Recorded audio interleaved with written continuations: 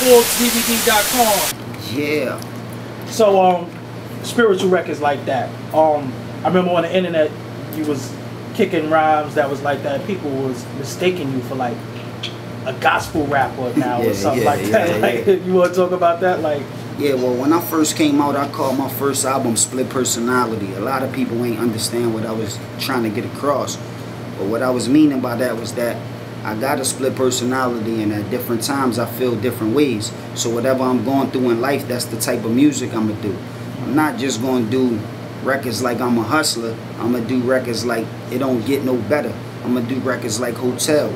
I'm also going to do records like Drinking Two-Step. It just depends on what I'm going through and what I'm feeling like.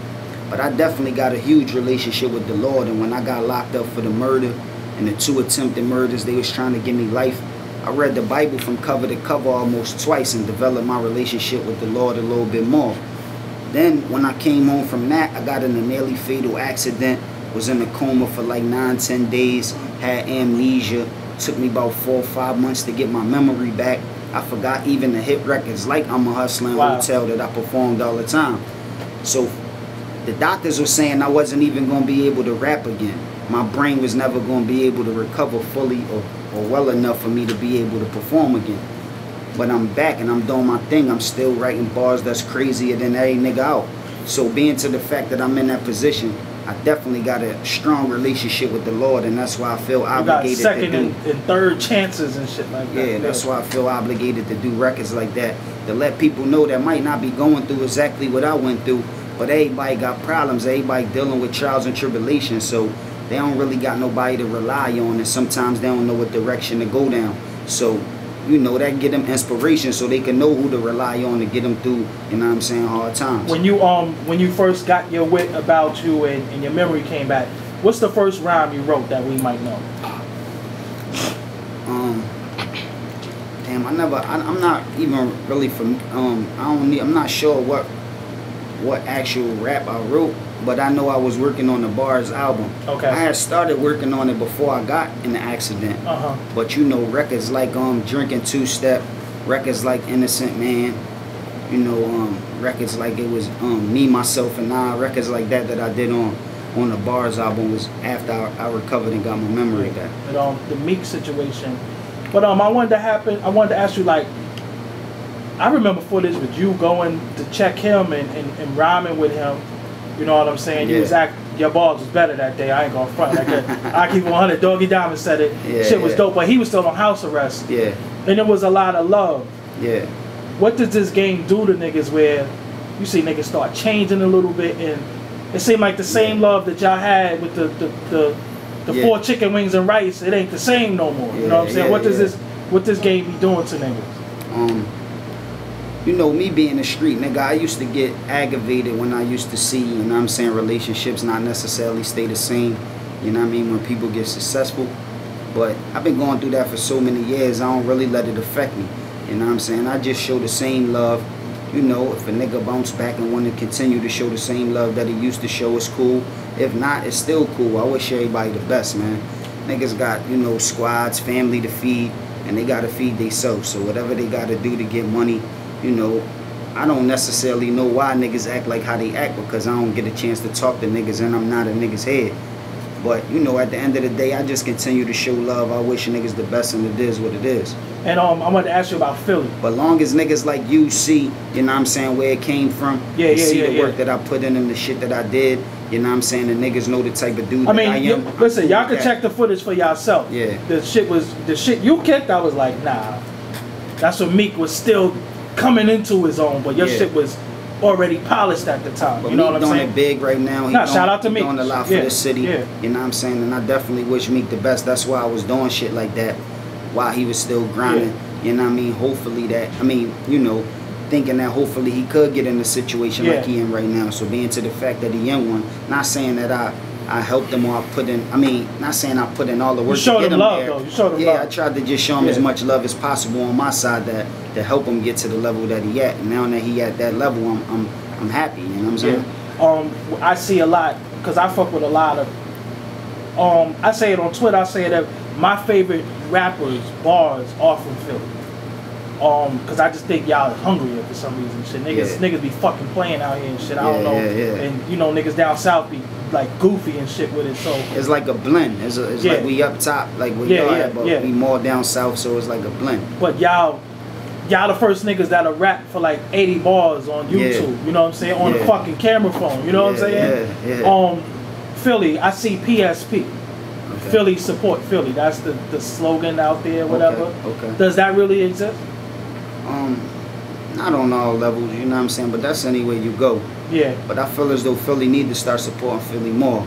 You know what I'm saying? Sometimes when niggas be in the light, it's hard to support niggas that's not in the light. You just trying to get more successful and you worrying about fucking with other niggas that are successful. But do y'all realize lyrically, y'all got the best rappers though? Does Philly niggas realize that? And if niggas was to stick together and come together, it'd be crazy.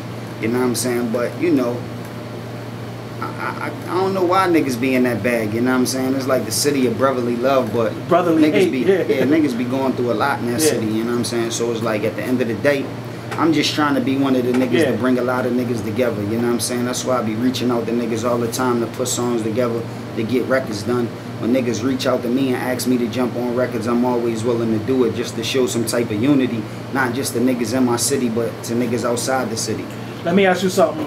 What is it about Philly that y'all niggas just can't stay out of jail, man? What the fuck is going on? It's like everybody from Philly is just getting locked up. Like every rapper is always in jail. What is it about?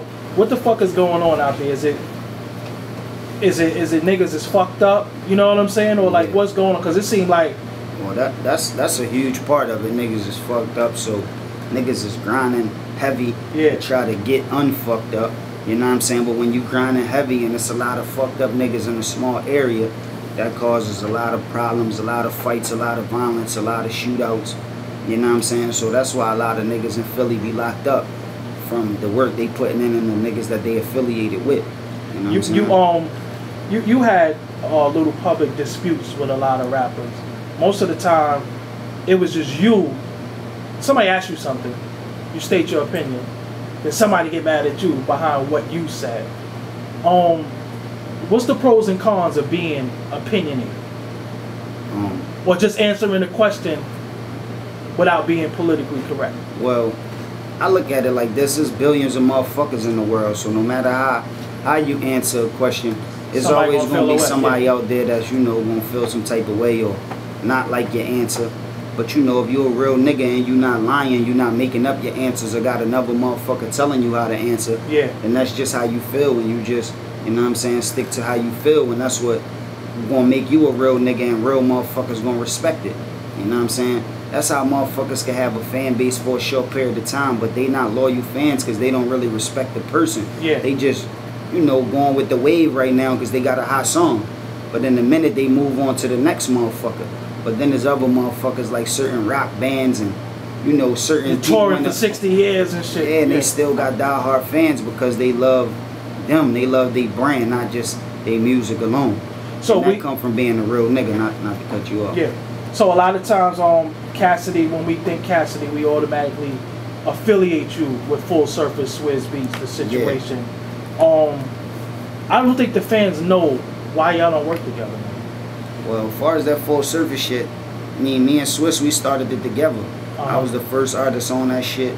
I was in the meetings when, you know what I'm saying, when he was trying to finalize the deal. So we started that shit together. That's why niggas look at me representing Full Surface the same way they looked at DMX, you know, representing Rough Riders. Like, even though it was DNY, you know what I'm saying, the people behind Rough Riders, they looked at him being the main nigga over there.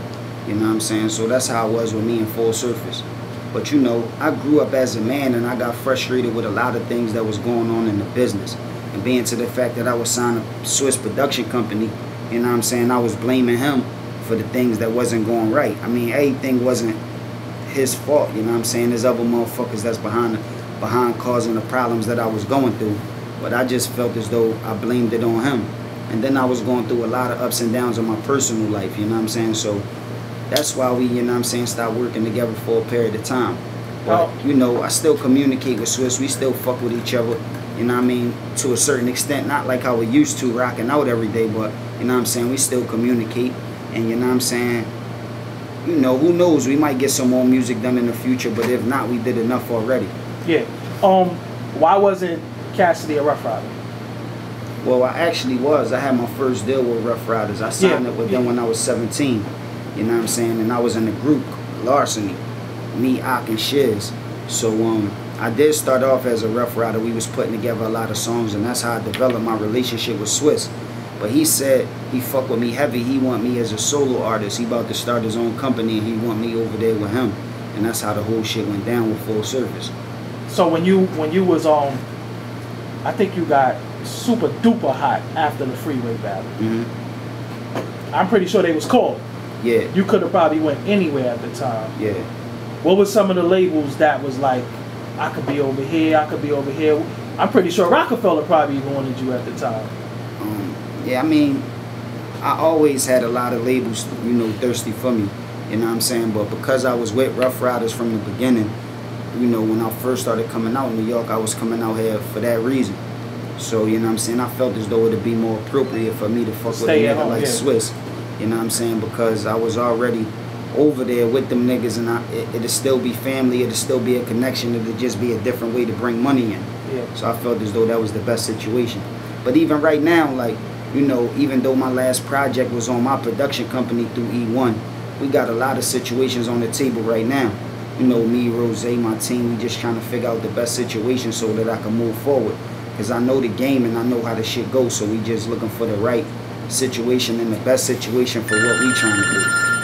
They trying to get you I know they trying to get you in the ring. They've been trying to get you to battle rap for a long time, but you and Mook was first to battle. Y'all was going back and forth. Now I'm hearing to date it's conceded.